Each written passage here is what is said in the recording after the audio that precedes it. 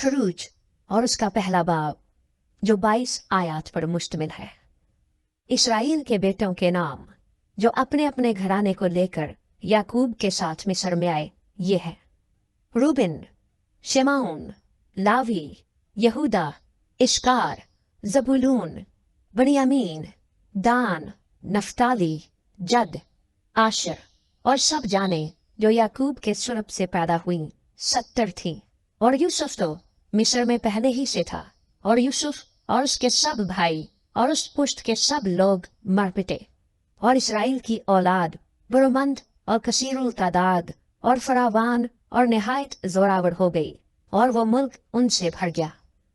तब मिस्र में एक नया बादशाह हुआ जो यूसुफ को नहीं जानता था, और उसने अपनी कौम के लोगों से कहा, देखो, इसराइली हमसे ज्यादा और कवि हो गए हैं, सो आओ हम उनके साथ हिकमत से पेश आए, ताना हो कि जब वो और ज्यादा हो जाएं और उस वक्त जंग छिड़ जाए तो वो हमारे दुश्मनों से मिलकर हमसे लड़ें और मुल्क से निकल जाए।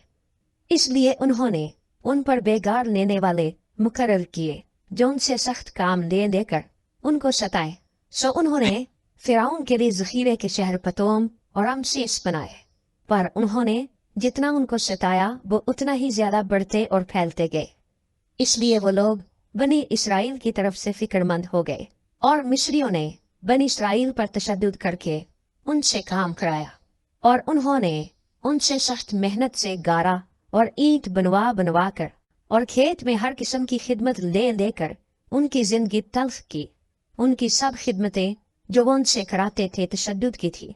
तब मिस्र के बादशाह ने इब्रानी दाइयों से, जिनमें एक का नाम सिफरा और दूसरी का फुआ था, बातें की और कहा कि जब इब्रानी औरतों के तुम बच्चे जनाओ और उनको पत्थर की बैठकों पर बैठी देखो, तो अगर बेटा हो तो उसे मार डालना, और अगर बेटी हो तो वो जीती रहे।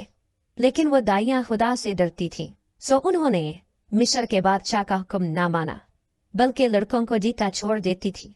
फिर मिस्र के बादशाह ने दाइयों को बुलवा कर उनसे कहा, तुमने ऐसा क्यों किया कि लड़कों को जीता रहने दिया?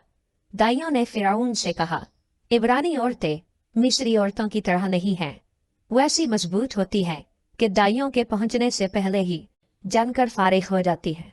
बस खुदा ने दाइयों का भला किया और लोग बड़े और बहुत जबरदस्त हो गए, और इस सबब से कि दाइयां खुदा से डरी उसने उनके घर आबाद कर दिए।